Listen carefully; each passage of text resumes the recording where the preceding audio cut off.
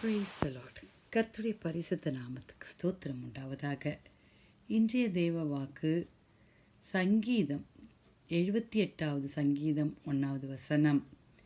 என் ஜனங்களே, என் உபதேசத்தை கேளுங்கள், என் வாயின் வசனங்களுக்கு உங்கள் செவிகளை சாயுங்கள்.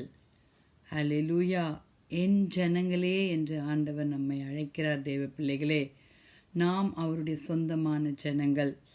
அவர் நம்மை அவருடைய உபதேசங்களை செவி கொடுத்து கேட்க வேண்டும் என்று அவர் விரும்புகிறார். தேவ பிள்ளைகளே, ஆம், நம்முடைய அவிசுவாசமான வாழ்க்கை, ஒருத்தரை ஒருத்தர் புரிந்து கொள்ளாமல் பிரிந்து போகிற வாழ்க்கை, தேவ சமூகத்தை விட்டு விலகி ஓடுகிற வாழ்க்கை, அவருடைய வல்லமையை புரிந்து கொள்ளாது இருக்கிற வாழ்க்கையெல்லாம் இஸ்ரவேல் ஜனங்கள் எப்படியாக வனாந்திர தேசத்தில் அவர்கள் அநேக காரியங்களில் கீழ்ப்படியில் அவர்களை பார்த்து சொல்வதை காட்டிலும் நம்மை பார்த்து ஆண்டவர் சொல்லுகிறார், என் ஜனங்களே, என் உபதேசத்தை கேளுங்கள், என் வாயின் வசனங்களுக்கு உங்கள் செவிகளை சாயுங்கள் என்று சொல்லுகிறார். தேவ பிள்ளைகளே, ஹல்லேலூயா.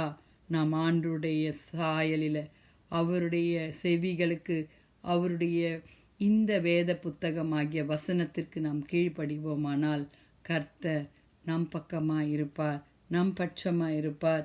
ஏசாயா 51ஆம் அதிகாரம் 4வது வசனத்தில், என் ஜனங்களே எனக்கு செவி கொடுங்கள், என் ஜாதியாரே என் வழக்கை கவனியுங்கள், வேதம் என்னிலிருந்து வெளிப்படும், என் பிரமாணத்தை ஜனங்களுக்கு வெளிச்சமாய் ஸ்தாபிப்பேன் என்று சொல்லியிருக்கிறார். ஆம் தேவ பிள்ளைகளே, யாரை ஆண்டவர் என் ஜனங்களே என்று கூப்பிடுகிறார்? அவருக்கு சொந்தமானவர்களை தானே. நம்மளுடைய சொந்தங்களை, நமக்கு பெற்றோர்கள், நம்மளுடைய பிள்ளைகள், நம்மளுடைய உற்றார் உறவினர்களை தான் நாம் சொந்த ஜனங்கள் என்று சொல்லுவோம். அயல் வீட்டாரை நாம் சொந்த ஜனம் என்று நாம் பார்க்க மாட்டோம். அவர்கள் நெய்பர்ஸ் இல்லையா? அதுபோல தான் உறவு முறைகளில் நாம் சொந்தமாக இருக்கும் பொழுது தான் நமக்குள்ள ஒரு பிணைப்பு காணப்படும். அதே போல தான் ஆண்டவரோடு கூட நம்ம பிணைத்து அவரோடு கூட அன்பில் அவரோட ஐக்கியப்பட்டு இருக்குமானால், அவர் சொல்லுகிற அவருடைய வசனத்திற்கு நாம் கீழ்ப்படிவோமானால், நாம் செவி கொடுப்போமானால், நாம் தேவனுடைய பிள்ளைகளாய் எப்பொழுதும் வளருவோம். தேவ பிள்ளைகளே, அதே ஏசாயா 55ஆம் அதிகாரம் 3ஆம் வசனத்தில், உங்கள் செவியை சாய்த்து என்னிடத்தில் வாருங்கள், கேளுங்கள், அப்போது உங்கள் ஆத்துமா பிழைக்கும், தாவீதுக்காரரின் நிச்சயமான கிருபைகளை உங்களுக்கு நித்திய உடன்படிக்கையாக ஏற்படுத்துவேன் என்று சொல்லியிருக்கிறார். ஆம் தேவ பிள்ளைகளே, ஆண்டவர் தாமே நாம் அவருக்கு கீழ்ப்படிந்து நடக்கிற ஜனங்களாய், அவருடைய சொந்த ஜனங்களாய் நடக்க நம்ம ஜெபிக்கலாமா? ஆண்டவரிடத்தில் கேட்போம். வாலிப பிள்ளைகளே, ஆண்டவரே, நான் உம்முடைய பிள்ளை, நீங்கள் என்னை நடத்துங்க. துதிகளின் மத்தியில் வாசமாக இருக்கிறேன் பரலோக தேவனே.